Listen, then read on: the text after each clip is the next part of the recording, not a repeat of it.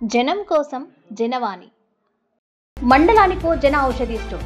CM Chandrababu కీలక నిర్ణయం. ఆంధ్రప్రదేశ్లో వైద్య సదుపాయాలు మెరుగుపరచడం, ఆరోగ్య బీమాలో మార్పులు, కొత్త వైద్య కళాశాలలు, ఉచితంగా వైద్య పరీక్షలు, యోగా, న్యాచురోపతి అభివృద్ధి వంటి అంశాల్లో తీసుకోవాల్సిన చర్యలపై ముఖ్యమంత్రి చంద్రబాబు సమీక్షించి అధికారులకు పలు సూచనలు చేశారు. పేదలపై భారం తగ్గేలా ప్రతి మండలంలో జనరిక్ ఔషధాలు లభించేలా చూడాలని భావిస్తున్న ముఖ్యమంత్రి దీనికి సంబంధించి వైద్య ఆరోగ్య శాఖ ఉన్నతాధికారులతో సోమవారం సచివాలయంలో జరిగిన సమీక్షలో కీలక నిర్ణయం తీసుకున్నారు.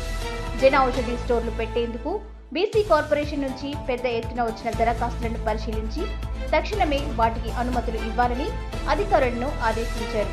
దీంతో పేదలకు తక్కువ ధరకే మెడిసిన్స్ లభించడమే కాకుండా బీసీ యువతకు విస్తృతంగా ఉపాధి లభించేందుకు మార్గం సుగమం అయింది.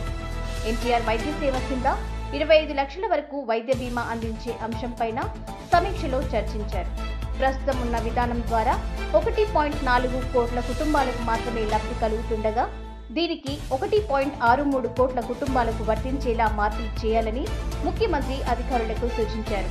ఇది అమలైతే 5.2 కోట్ల మందికి ప్రయోజనం కలుగుతుందని అధికారులు తెలిపారు.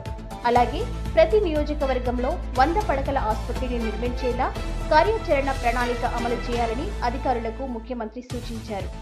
మార్కాపురం, మదనపల్లి, పులివెందుల, అదోనిలో నిర్మిస్తున్న మెడికల్ కాలేజీల పురోగతిపై చర్చించారు. రాష్ట్రంలో ప్రస్తుతం ప్రతి 1000 మంది జనాభాకు 2.24 బెడ్స్ ఉండగా వరల్డ్ హెల్త్ ఆర్గనైజేషన్ నిర్దేశకాల ప్రకారం 3 బెడ్లు ఉండాలని సూచించిందని అన్నారు.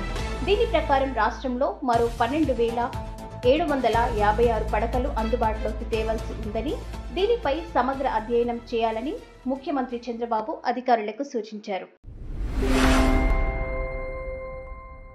జనం కోసం జనవాణి.